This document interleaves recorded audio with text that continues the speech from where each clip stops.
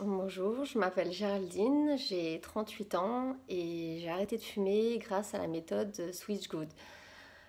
J'ai commencé à fumer quand j'étais au collège, un peu comme les copains au final, comme beaucoup de monde. Et j'ai essayé d'arrêter de fumer plusieurs fois. La première fois, c'était avec les patchs, les gommes. Et ça a fonctionné quelques semaines, un mois et demi au plus, je sais plus trop, mais bon, ça a été un échec. Et la deuxième fois, c'était un peu plus tard. Entre-temps, j'ai fumé pendant presque 10 ans de plus. Et j'avais arrêté toute seule, sans patch, sans rien. Et ça avait presque fonctionné dans la mesure où j'arrivais à garder vraiment, enfin, ce qui est une chose plutôt rare, les cigarettes plaisir, c'est-à-dire que je ne fumais pas du tout pendant 3 semaines et pour une soirée, je fumais quelques cigarettes de temps en temps ou quand j'étais en vacances, etc. Et ça a fonctionné comme ça pendant plusieurs années jusqu'à l'année dernière où des changements dans la vie professionnelle et le confinement de l'année dernière ont fait que bah là, le stress et tout ce qui allait avec, j'ai recraqué et je me suis remise à fumer régulièrement tous les jours, entre on va dire 5 à 10 cigarettes par jour. Et là, je suis dans, on va dire, la première phase d'arrêt grâce à la méthode Switch Goose, c'est-à-dire que j'ai arrêté depuis un petit peu plus d'une semaine.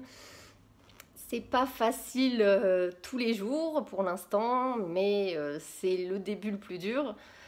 Donc bon, je m'accroche et je suis motivée pour tenir bon et ne pas reprendre la cigarette. Ce qui était bien avec cette méthode, c'est que contrairement aux patchs, aux gommes, etc., qui se basent uniquement sur, on va dire, la dépendance physique, sur le manque physique, avec cette méthode, ça passe carrément par autre chose. Et on se rend bien compte que le manque physique n'est pas vraiment un manque. C'est au début, c'est pas facile, il faut le dire. Mais les envies de cigarettes, elles passent très très vite. Il suffit de penser à autre chose quelques instants. Parfois, ça dire c'est un peu plus compliqué pour prendre sur soi pour pas craquer. Donc, notamment quand on est contrarié, qu'on est un peu stressé, c'est vrai qu'on a toujours le réflexe d'aller allumer une cigarette.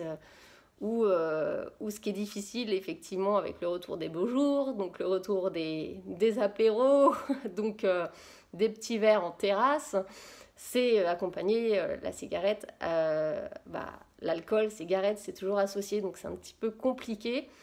Mais mais on y arrive.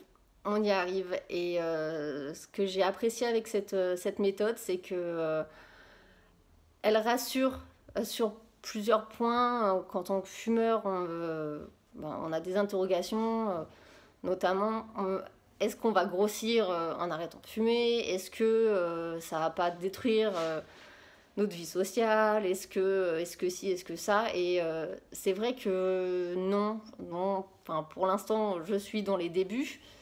Mais je ne craquerai pas et c'est surtout pour une raison aussi de santé car c'est vrai que des fumeurs d'un certain âge on n'en voit pas donc il faut se poser les bonnes questions et c'est vrai que notamment enfin cette méthode nous fait aussi réfléchir parce qu'en tant que fumeur on occulte beaucoup de choses, ça arrive qu'aux autres, c'est pas parce que je fume une ou deux cigarettes que je vais avoir des problèmes, etc.